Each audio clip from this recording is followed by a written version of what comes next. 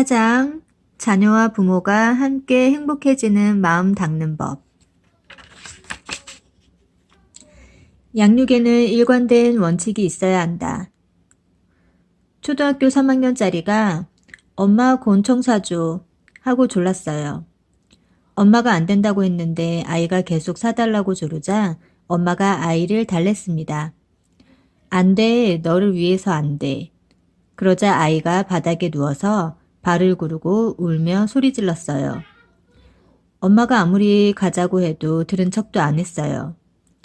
이럴 때 보통 엄마들은 어떻게 합니까? 아이고, 알았다, 알았어. 사줄게. 이러면 진정한 엄마가 아니에요. 떼쓰면 사주는 것이 엄마의 역할은 아닙니다. 처음에 엄마가 안 된다고 한 것은 아이를 위해서였어요. 그렇다면 끝까지 안 사줘야 해요. 만약 아이가 떼를 쓴다면 어떻게 해야 할까요? 그때는 버려두고 가버리면 됩니다. 엄마가 있으니까 떼를 쓰고 울지 아이도 돌아보고 엄마가 없으면 벌떡 일어나요. 애들이 밥을 안 먹을 때도 밥 숟가락 들고 따라다닐 필요가 없어요. 밥 안 먹으면 아 그래 그러면 배고픈 북한 애들 주지 하고 밥상을 딱 치워버려요. 울고불고 와서 사정할 때까지 안 줘야 해요. 그래야 이것이 습관이 되고 정신이 됩니다. 아이를 키울 때는 되는 것과 안 되는 것을 야단쳐서 가르치는 게 아니라 엄격하게 구분해서 부모가 실천해야 해요. 그래서 안 되면 확실히 안 되고 되는 것은 아이와 엄마가 한두 번 의견을 교환하다가 토론을 해서 들어주어야 합니다. 그런데 아이가 말하면 무조건 안 된다고 하고 또 때를 쓰면 결과적으로는 다 해주니까 부모의 말에 권위가 없어지는 거예요. 아이에게 매를 자주 드는 것도 교육상 좋지 않습니다. 자주 매를 맞는 애들은 까짓것 또 맞으면 되지. 이런 정도로 받아들입니다. 습관이 돼버리는 거예요. 그리고 엄마가 화가 나서 때리면 아이가 마음의 상처를 입습니다. 아이를 때려야 할 만큼 잘못한 일이 있거든 때리기 전에 이렇게 말해야 합니다. 엄마도 가슴이 아프지만 너 이래서는 안 된다. 이러면 내가 나중에 훌륭한 사람이 될 수 없어. 그러니까 매를 맞아라. 옛날처럼 종아리 걷고 매를 때리더라도 애정이 있어야 해요. 화가 나서 홧김에 때리는 것이 아니라 아이를 위해서 울면서 때리는 거예요. 그런데 평소에는 아이가 버릇없이 하도록 내버려 두고는 아이가 잘 몰라서 못하는데 가르쳐주지는 않고 못한다고 짜증내고 성질을 내고 때리기까지 합니다.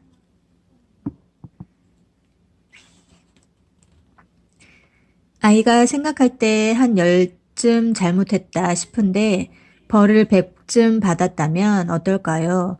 억울하겠죠. 그럼 자기가 잘못했다는 마음은 온데간데 없어지고 대신 억울한 마음만 남습니다. 결국 반항심만 생기고 교육 효과도 없어요. 그런데 잘못했는데도 그냥 내버려 두면 습관이 됩니다.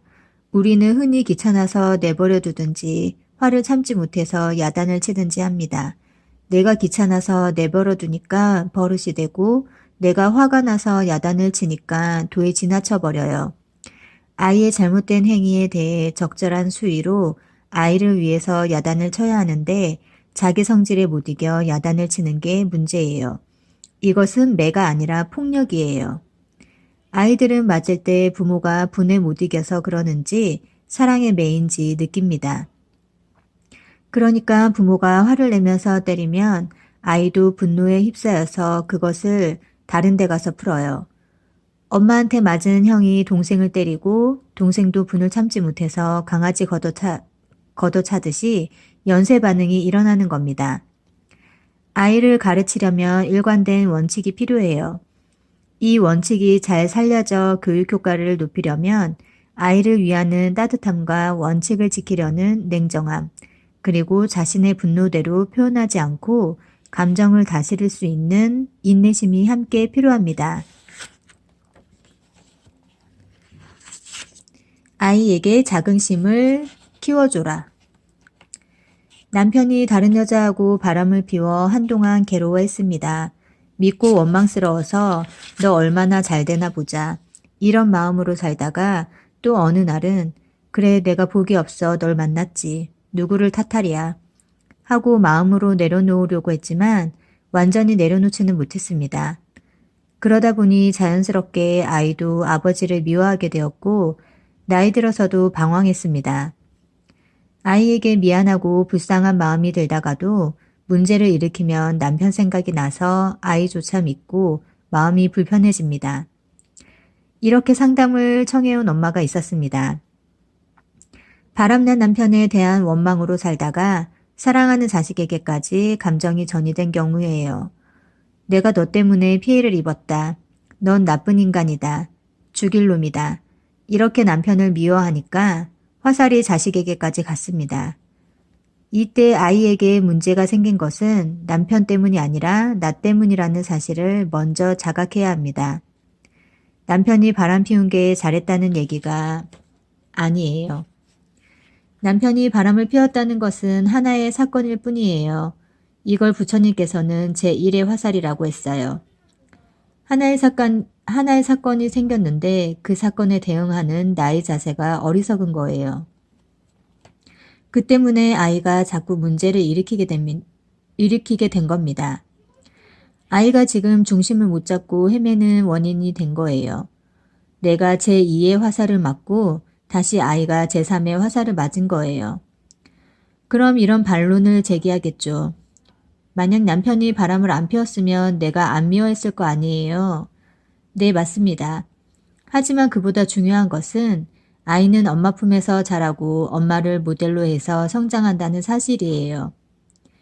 아이가 지금 문제 행동을 일으키고 있다면 그 근본 원인은 아이가 뱃속에 있을 때, 아이가 어릴 때 엄마가 아빠에 대해서 미워하는 마음을 내고 부부 사이가 좋지 않기 때문이에요. 엄마의 불편한 마음이 아이에게 전이된 거예요. 갈등이 깊어서 남편을 미워했기 때문에 아이에게 자긍심이 부족하고 누군가를 미워하는 씨앗이 심어졌다고 할 수 있어요. 부모 사이가 안 좋은 가정환경 속에서 지내다 아이가 사춘기나 대학 들어갈 나이에 바람핀 소식을 알게 되면서 마음속에 있던 미움의 싹과 부딪히면서 아버지에 대한 미움이 깊어진 거예요. 사회적인 잣대로는 이 문제에 대한 책임을 남편에게 돌리는 것이 옳을지 모릅니다. 그러나 심리적으로 근본 원인을 치유하는 데는 아무런 도움이 되지 않아요. 그럼 어떻게 해야 할까요? 방법은 하나입니다. 내 마음속에 있는 남편에 대한 불신, 남편에 대한 미움이 먼저 없어져야 해요. 이것이 우선이기 때문에 가장 먼저 남편에게 참회 기도를 하라는 겁니다. 그런데 며칠 기도하다 보면 불편한 감정이 올라올 것입니다. 잘못은 남편이 했는데 왜 내가 참회해야 하나? 지금 남편이 나에게 무릎 꿇고 눈물을 흘리면서 잘못했다고 빌어도 용서해 줄까 말까인데 내가 왜 이 사람한테 참회를 해야 해? 이런 마음이 올라와서 보통은 며칠 기도를 하다가 집어치우게 되지요. 그러면서 마음속에 의문이 생깁니다. 스님도 이상하다. 스님도 남자라고 남자 편 드네. 이런 생각이 든단 말이에요. 그러나 상담할 때는 질문한 사람이 문제를 해결할 수 있는 방법을 제시하는 것이지 누구 편을 드는 게 아닙니다. 이 문제를 풀기 위해서는 남편에게 깊은 참회 기도를 해야 합니다. 그렇게 해야만 아이에게 조금이라도 도움이 될 수가 있어요. 그 외에는 엄마가 자식을 위해서 할 수 있는 일이 없습니다. 지금은 아이가 이미 성년이 되어버렸기 때문에 엄마가 기도한다고 크게 도움이 되는 건 아니에요. 아이가 어릴 때는 기도해서 내 마음을 바꿔버리면 아이도 금방 변할 수 있습니다. 그러나 자녀가 성인이라면 부모의 영향이 자식에게 크게 미치지 못해요. 부모가 좋은 일을 해도 자식에게 큰 영향을 주지 못하고 부모가 나쁜 일을 해도 마찬가지예요. 왜냐하면 자식은 이미 자기의 판단 의식을 갖고 있기 때문이에요. 그러나 아들이 아직 결혼하기 전이라면 그래도 자식이 스스로 하는 것 다음으로 영향을 줄 수 있는 건 역시 엄마예요. 그러면 남편과 자식이 싸우면 어떨까요? 이런 상황이라면 싸우게 되어 있습니다. 왜냐하면 엄마가 아빠를 미워하는 마음의 씨앗이 아이에게 심어져 있기 때문이에요. 그러니 둘이 싸우는 것은 당연한 거예요. 자식이 엄마 대신 아빠와 싸우는 거예요. 엄마가 남편한테 애 먹이지 못한 것을 자식이 대신 애를 먹이는 거지요. 그러니까 이 문제는 지금 해결이 안 돼요. 내가 남편에게 깊은 참회를 하면 아이의 마음이 조금씩 바뀌어서 아빠에 대한 미움이 사라집니다. 남편이란 사람은 본래 훌륭한 사람도 나쁜 사람도 아니에요. 그냥 그 사람일 뿐이에요.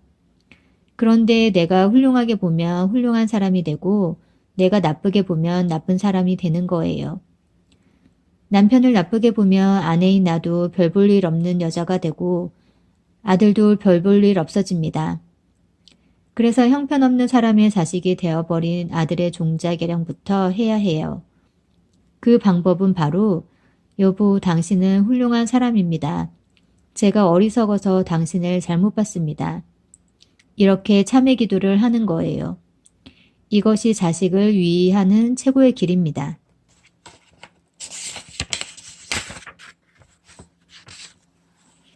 부모 자신의 상처부터 치유해라.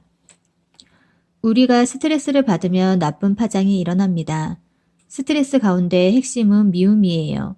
슬픔도 마음을 가라앉히게 합니다. 그 다음으로 초조와 불안, 괴로움도 스트레스를 일으키는 원인입니다.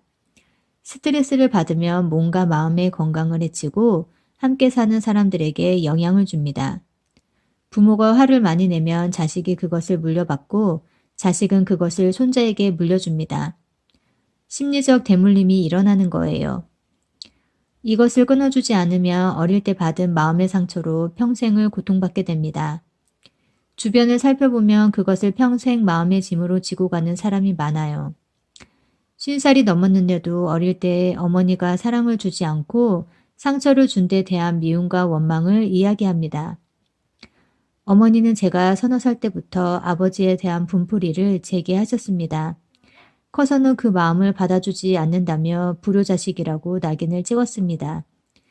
그동안 많이 노력해서 사귀긴 했지만 평생 자식을 분풀이 도구로만 생각하고 사랑이라곤 준 적이 없는 어머니에 대한 분노가 아직도 제게 남아있는 것 같습니다. 나중에 이야기를 들어보니 이분의 어머니는 속아서 결혼을 한 경우였어요. 초혼인 줄 알고 시집을 와보니 남편에게 딸이 하나 있었던 겁니다.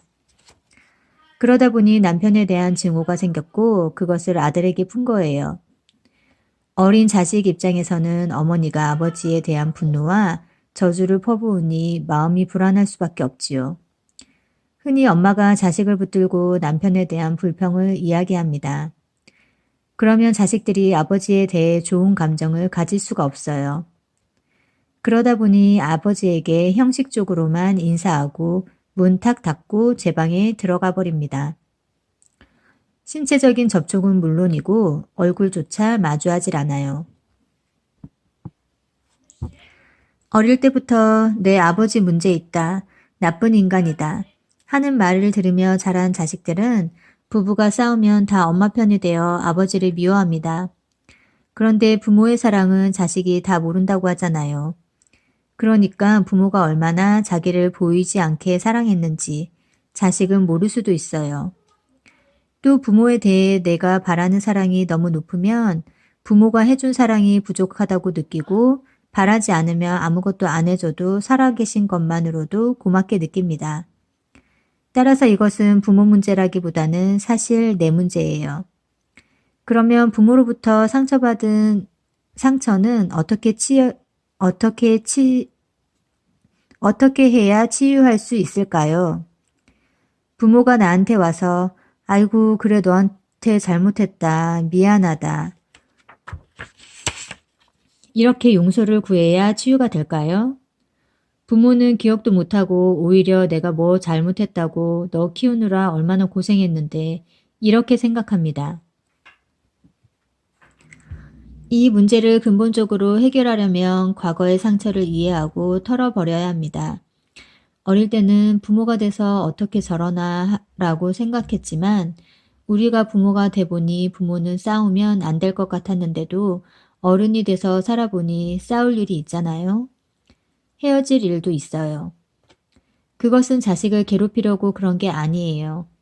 부모도 어리석고 자기 통제를 못하기 때문에 살기 힘들어서 벌어진 거예요. 지금 우리가 어른이 되고 보니 우리 역시 완전히 성숙한 것도 아니고 남편과 싸울 때도 있고 이혼하고 싶은 마음이 하루에 12번도 더 일어나기도 합니다. 어릴 때는 우리 엄마가 신 같았는데 지금 어른이 돼서 보니 엄마도 그때는 32, 3살 먹은 여자였을 뿐이구나. 그때 뭘 알았겠는가. 사는 게 힘드니까 화가 나고 애는 둘, 셋이나 되니 짜증이 날 수밖에 없었겠지. 그래도 우리 엄마는 나보다 더 열심히, 더 부지런히 사셨구나. 이렇게 엄마를 이해하는 마음을 내보는 거예요. 부모를 원망하면 결국 부모가 나쁜 사람이 되고 부모가 나쁜 사람이면 나쁜 사람의 자식이라 종자 자체가 좋을 수 없기 때문에 자기 비하가 되고 자긍심이 없어집니다. 그래서 반드시 부모에 대해서는 어떤 경우라도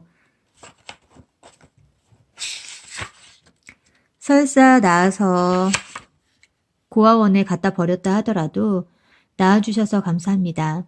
키워주셔서 감사합니다. 이렇게 감사하는 마음을 내야 합니다. 그럴 때 비로소 무의식 속에서 자기 긍정성이 생깁니다. 제가 당신의 마음을 몰랐습니다. 제 생각에 빠져서 당신을 미워했는데 정말 죄송합니다. 이렇게 참여하면 내 상처가 치유됩니다. 자기 상처를 치유해서 자기 스스로 건강해져야 해요. 내가 건강해져야 남편도 사랑할 수 있고 자식도 사랑할 수 있습니다.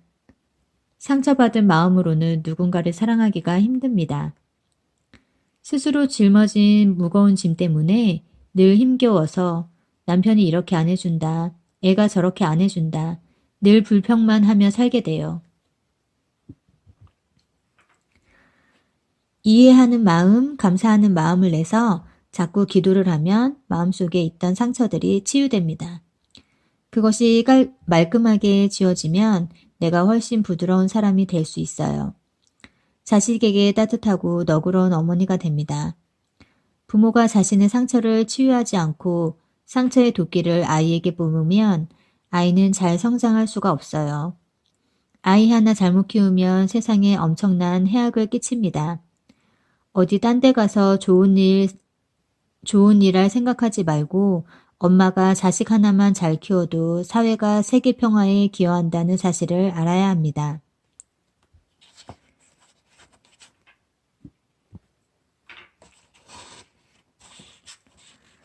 삼천배보다 마음 한번 숙이는 게 더 낫다. 자식을 위해 가족을 위해 열심히 절하는 사람들이 있어요. 3000배 했다, 1만 배 했다, 자랑 삼아 말하기도 합니다. 그러나 진정한 기도는 숫자에 있지 않습니다. 아들이 중학교 들어가고부터 학교에 가고 안 가고를 반복했습니다. 돈 사고를 친 적이 있어서 전학을 갔고 그 후에도 사고를 치면 변상해주는 일들이 계속되었습니다. 고등학교에 가서도 계속 사고를 쳐서 변상해 주느라 빚도 많이 졌습니다.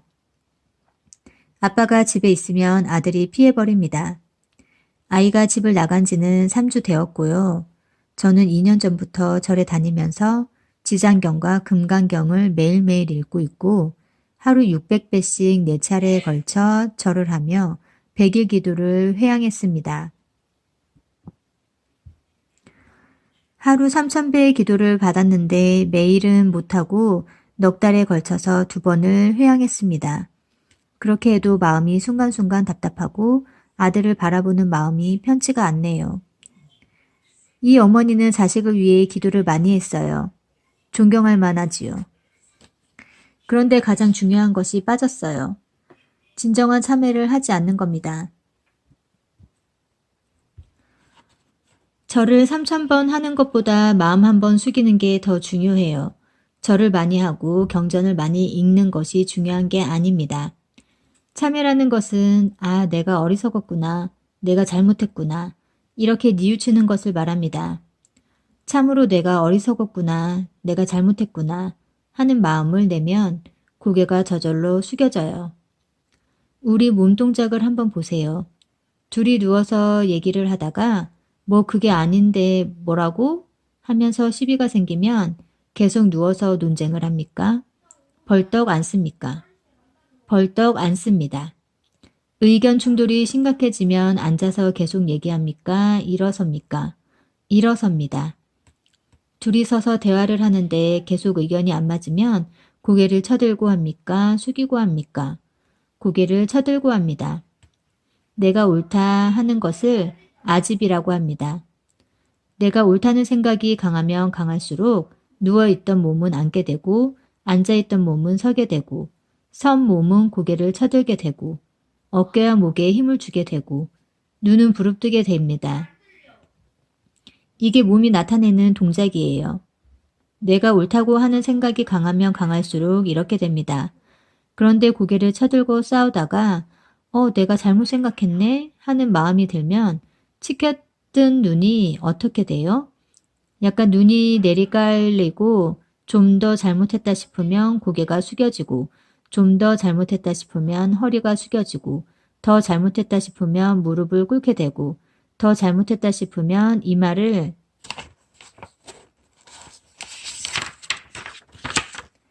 땅에 대고 죄송합니다. 죽을 죄를 졌습니다. 하게 됩니다. 절을 한다는 것은 참회한다, 뉘우친다는 표현입니다. 뉘우치는 마음 없이 절만 하는 것은 허리 운동이에요. 이것은 참회하고 아무 관계가 없습니다. 그러니까 절을 할 때 아이고 죄송합니다. 제가 잘못했습니다. 라는 마음으로 숙일 때 나타나는 동작이 무릎을 꿇고 머리를 땅에 조아리는 소위 말하는 오체투지예요. 몸의 5부분을 땅에 대는 겁니다. 그런데 참회하면 좋다고 하니까 절하는 기계처럼 엎드려 절을 하면서 이런 말을 합니다. 몇 배 했어요? 300배? 와, 그렇게 많이 했어요? 난 아직 200배밖에 못했는데. 이런 식으로 3,000배를 하는 것은 참회가 아니라 극기 훈련이에요. 이것은 참회하고는 아무 관계가 없습니다.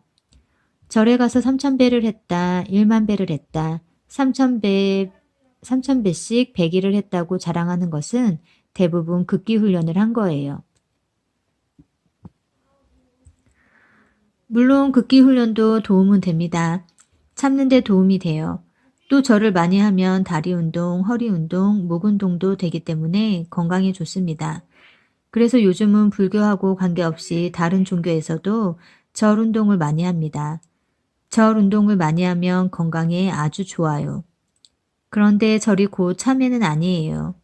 진짜 참회를 한 번이라도 해야 절이라고 할 수 있지 절을 하루에 3,000번 한다, 600번 한다가 중요한 게 아니에요. 절을 하면서 자기 생각을 내려놓으면 절은 수행이 됩니다.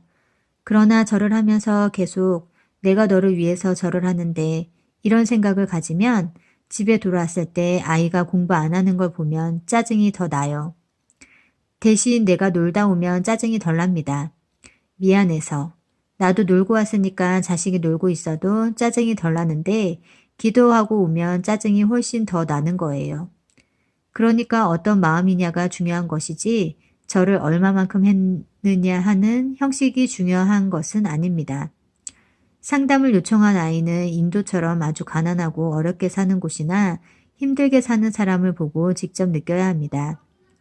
그래서 아이의 내면에서 내가 이렇게 살아서는 안 되겠구나 하는 자각이 일어나면 치유될 가능성이 있습니다. 그런데 부모가 이렇게 저렇게 만 번을 말해봐야 하면 할수록 저항감만 더 일어납니다. 그래서 이래라 하면 저렇게 하고 저래라 하면 이렇게 하면서 일부러 저항을 합니다. 이런 상황에서 지금 당장 할 수 있는 것은 참회 기도고 그 다음에 엄마가 아이를 데리고 지독하게 고생을 해야 합니다. 6.25 전쟁 때 보따리 메고 피난 가는 정도의 고생을 해야 변화될 가능성이 있어요. 이때 부모가 자식에게 지은 죄를 생각하면 어떤 고통도 이겨낼 각오를 해야 해요. 그래서 자식을 바로 만들 수 있지. 아이고 힘들어서 그걸 어떻게 해. 나도 인도 안 가봤는데. 이렇게 생각하면 아이를 바꿀 수 없어요. 반드시 인도를 갈 필요는 없어요. 인도를 가라는 것은 그곳의 생활이 열악하기 때문이고 또 외국인이 여행하는 게 가능하기 때문이에요. 말이 안 통하면 손짓 발짓 해가면서 엄마와 자식이 같이 고생해야 무언가 변화의 기운이 옵니다.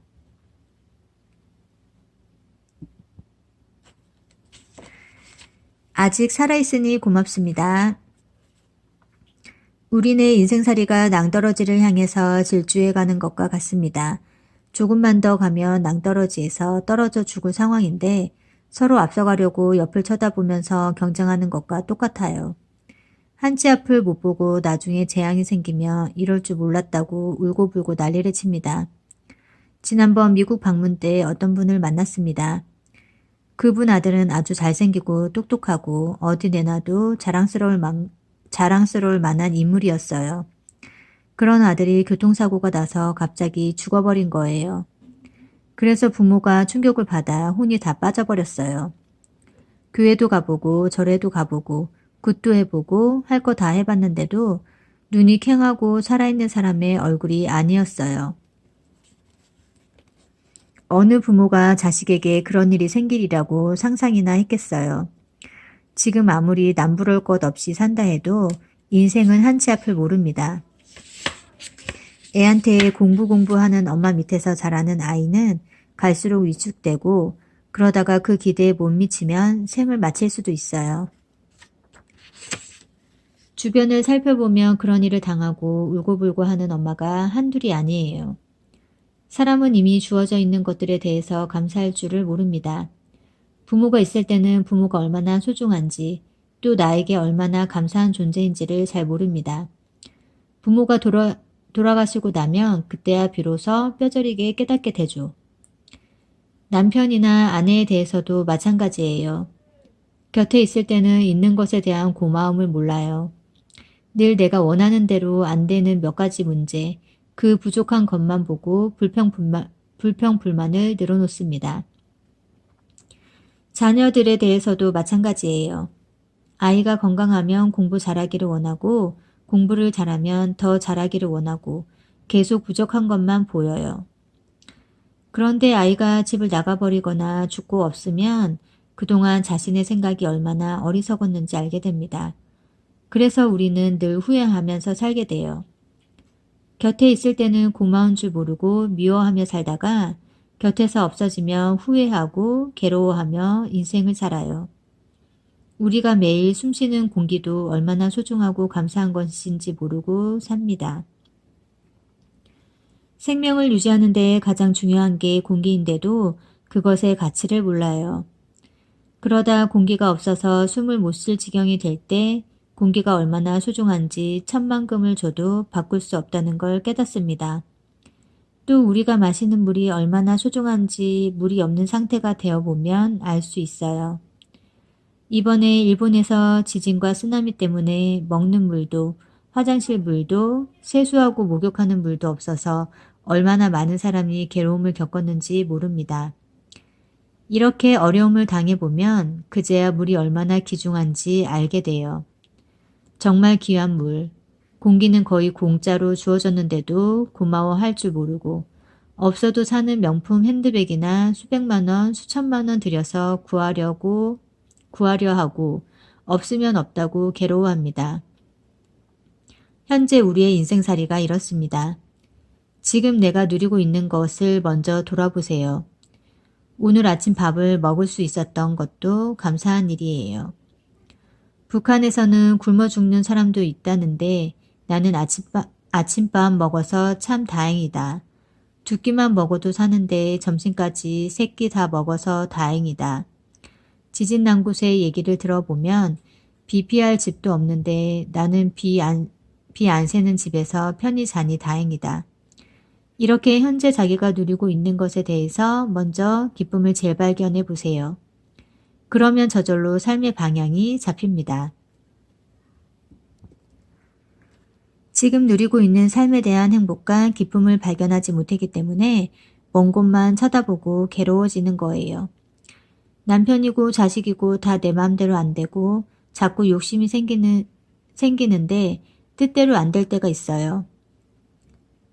주어진 환경이 불만스럽고 매사 귀찮고 우울해질 때가 있을 겁니다. 그럴 때 삶의 기본 조건으로 돌아가 살펴보세요. 저녁에 눈을 감으면 사실은 죽는 것과 같아요. 아침에 눈 못 뜨면 죽는 거예요. 아침에 눈을 떴을 때 갱에 갇혀있다 살아나온 칠레 광부처럼 기뻐해야 해요. 얼싸안고 아이고 오늘도 살았네 이러면서 펄쩍펄쩍 뛰어야 해요. 그러면 인생의 고민이 싹 다 해결됩니다. 아침에 눈 뜨면서 아이고 일어나기 싫어 이렇게 아침부터 인상을 쓰지 말고 나 살았네 이렇게 해야 해요. 살아있음에 대한 기쁨을 매일매일 자각하면 자기가 가진 것을 돌아보게 됩니다. 아침에 일어나서 운동삼아 108배설을 하며 감사기도를 해보세요.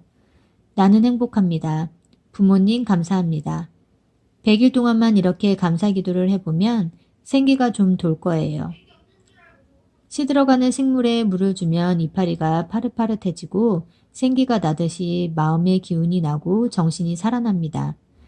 우리가 살아가는데 가장 중요한 것은 정신적인 힘이에요. 나머지는 부차적인 거라 할 수 있어요. 걱정이 많으면 정신적인 힘이 자꾸 약해집니다. 정신적인 힘이 약해지다 보면 매사가 불만스럽고 우울해져요. 정신적인 힘을 키우려면 아직 살아있다는 것에 감사하고 나는 행복하다, 감사합니다 하는 마음으로 기도하면서 정신적인 힘을 먼저 키워야 해요.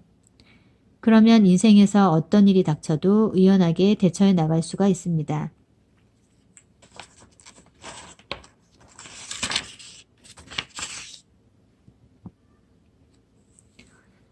에필로그. 엄마가 행복해야 자식도 행복하다. 살아온 인생을 돌아보세요. 여러분은 자기 삶을 살고 있습니까? 부모한테 끌려서 살다가 결혼하면 또 남편한테, 애 낳으면 애한테 끌려서 사는 분들이 많지요. 가족을 위해서 산다고 생각했는데 중년이 되면 어때요? 애들은 사춘기라고 자기 마음대로 하려 들고 남편도 직장 생활에 바빠서 대화가 잘 안 됩니다. 자신의 삶을 돌아보니 해놓은 것도 없고 사는 게 뭔가 싶어집니다. 특히 밤잠 설쳐가며 키운 자식이 저 혼자 잘한 듯 제 맘대로 하면 배신감이 큽니다. 지난 세월 동안 자식 위에 바쳤던 사랑이 지팔빈 듯 해서요. 우울증이 급속도로 다가옵니다. 그런데 우리가 자식 때문에 괴로운 것이 당연한 걸까요? 자식 문제로 질문하는 얘기를 들어보면 스님 저는 안 괴로울 수가 없어요. 이러는 것 같습니다. 난 이러한 이유로 괴로울 수밖에 없습니다. 괴로운 게 굉장한 자랑이나 되는 것처럼 이유를 척척 댑니다. 그러면 나라는 존재는 자식 때문에 끝없이 불행할 수밖에 없습니다. 엄마가 바뀌면 아이도 바뀐다. 자식은 자식대로 자기 인생을 살 뿐이에요. 그런데 부모는 자식의 인생을 마치 내 인생인 양 의미를 부여합니다. 그런 생각으로 사랑을 쏟다 보니 자식이 내 마음 같지 않은 걸 보고는 괴로운 거예요. 자식은 커가면서 엄마 품을 떠나는 게 당연합니다. 그런데 품 안의 자식만 생각하고 그 시절에 집착하면 부모도 자식도 괴로울 수밖에 없어요. 지금 자식들과 사이가 좋지만 애들 없이도 살 수 있는 연습을 해야 합니다. 그래서 마음으로 독립을 해야 해요. 이것이 엄마도 행복해지고 자식도 행복해지는 방법이에요. 자식 때문에 라고 이유를 다는 것은 자기 삶이 독립되어 있지 않다는 겁니다. 일하기 싫어 게을러 노는 사람도 문제지만 일 안 하면 일 안 하면 불안해서 못 견디는 사람도 있잖아요. 일 없으면 일을 안 하고도 편안하게 지낼 수 있어야 하고, 일이 태산같이 주어지면 일을 태산같이 하면서도 마음이 편안해야 하는데, 일이 많으면 힘들어하고 일이 없으면 불안해하고, 이게 다 병이에요. 그래서 자녀가 중고등학생이 되면 엄마는 자기 일이 있어야 합니다. 내 할 일이 있고 내 공부하고 명상할 일이 있으면 자식에 대해서 화를 내지 않게 돼요.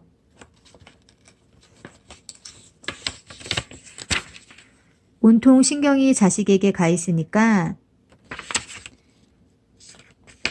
아이의 행동 하나하나에 신경 쓰고 간섭을 하는 거예요. 집에 있으면 자꾸 아이를 문제 삼게 되니까 밖에 나가서 자기 나름의 보람을 갖고 자기 실현을 하는 게 중요해요. 남을 위해 내가 가진 것을 나눠주는 봉사활동을 하면 큰 보람을 느낄 수 있고 자녀도 따라 배울 수 있어서 좋습니다. 그런데 밖에 가서 봉사활동만 하고 수행을 안 하면 얼마 못 가서 또 지치게 돼요. 그래서 늘 자기 마음을 다스리는 공부를 해야 합니다. 그러면서 자신을 바라보는 깨달음의 장애도 갔다 오고 1년에 한 번 내 마음을 털어놓는 나눔의 장애도 다녀오고 봉사도 하면서 3, 4년 공부하면 자기 삶을 찾을 수 있습니다. 오늘부터 자기를 아름답게 갖고 나가는 연습을 해보세요. 내가 나를 사랑하지 않는데 누가 나를 사랑해 주겠으며 내가 나도 사랑할 줄 모르는데 어떻게 남을 사랑하겠어요. 남에게 사랑받고 남을 사랑하는 출발점은 먼저 나 스스로를 사랑하는 거예요. 내가 나를 사랑한다는 것은 스스로를 괴롭히지 않는 겁니다. 그래서 어떤 경우에도 내가 괴롭지 않은 삶을 지켜나가는 거예요. 자식이 속을 썩이든 말을 안 듣든 어떤 상황에서도 내가 자유로워지는 거예요. 이것을 해탈이라고 합니다. 그래서 불교의 최고 이상은 극락 가고 천당 가는 게 아니라 해탈과 열반을 이루는 겁니다. 즉 참 자유와 참 행복을 얻는 거예요. 마음의 원리를 공부하고 수행해 가면 누구나 다 그렇게 될 수가 있습니다.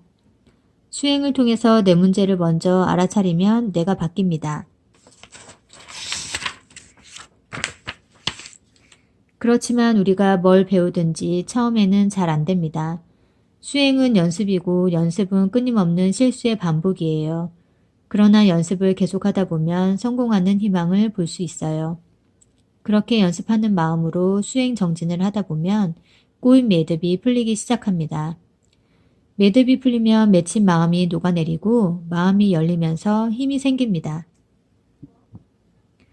그런데 자신의 모습을 아는 것과 행동이 바뀌는 것은 다릅니다. 고치려고 노력해도 몸에 밴 습관은 쉽게 변하지 않아요. 자신의 문제점을 바꾸려면 1000일 정도는 기도를 해야 합니다. 그래야 자기 업이 바뀌기 시작해요.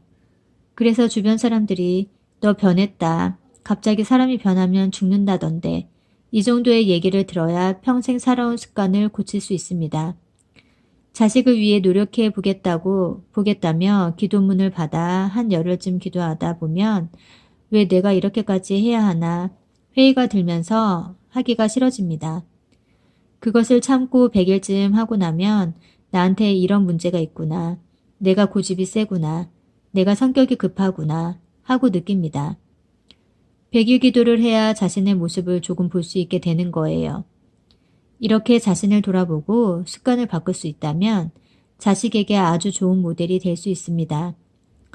이때는 자식에게 이렇게 해라 저렇게 해라 말할 필요도 없어요. 자식들은 훌륭한 모델을 보고 그대로 따라 배울 테니까요. 겨자씨 한 움큼의 행복. 아주 가난한 여인이 아들을 낳지 못하는 부유한 집안에 아들을 낳아주러 시집갔다가 아들을 낳고 부유한 생활을 하니 꿈같은 세월이었습니다. 그런데 아들이 7살 때 갑자기 죽어버렸어요. 엄마로서 아들이 죽었으니 당연히 슬프겠지만 아들의 죽음과 동시에 자신의 행복도 날아가 버렸잖아요. 다시 가난한 생활로 돌아가야 하니까 그 아들을 살리려고 하는 마음은 그 어떤 사람보다 더 간절했어요. 거의 미치다시피 했어요. 날마다 죽은 아들의 시신을 갖고 다니면서 살려달라고 아우성을 쳤어요. 어느 날은 여인이 하도 슬퍼하며 우니까 누군가가 기뜸을 해주었어요. 기원정사에 계시는 부처님께 한번 가보십시오. 그래서 여인은 죽은 아들을 안고 절에 찾아가서 부처님 앞에 엎드렸어요. 부처님, 제발 아들 좀 살려주세요. 부처님이 물끄러미 울부짖는 여인을 보시더니 말씀하셨어요. 여인이여, 그 아이를 놓고 일어나 보세요. 여인이여, 지금 마을로 돌아가서 사람이 죽지 않은 집에 가서 겨자씨 한 움큼을 얻어올 수 있겠습니까? 이 여인은 그 말을 듣자마자 겨자씨 한 움큼만 얻어오면 우리 아이를 살릴 수 있겠구나 하는 생각이 들었겠죠.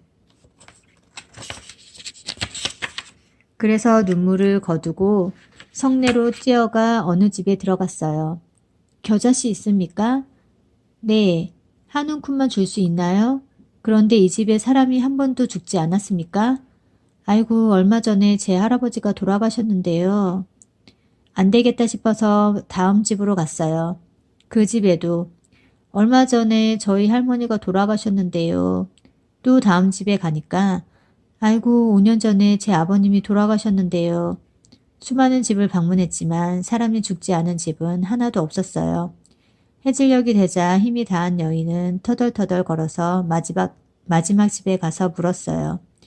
이 댁은 사람이 죽지 않았습니까? 에이 여보쇼. 사람이 죽지 않은 집이 어디 있소.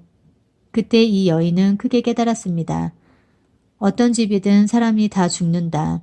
어제 죽었냐, 오늘 죽었냐, 혹은 내일 죽느냐만 다를 뿐 태어난 사람은 다 죽는다. 자기 아들이 죽었다는 생각에 사로잡혀 있을 때는 죽음의 고통이 자기한테만 있다고 생각했는데 세상에 나가보니 죽음이란 그냥 보편적인 현상인 거예요. 삶의 한 모습이란 말이에요. 그때 이 여인은 마음속에 움켜쥐고 있던 집착에서 노연하게 되었습니다.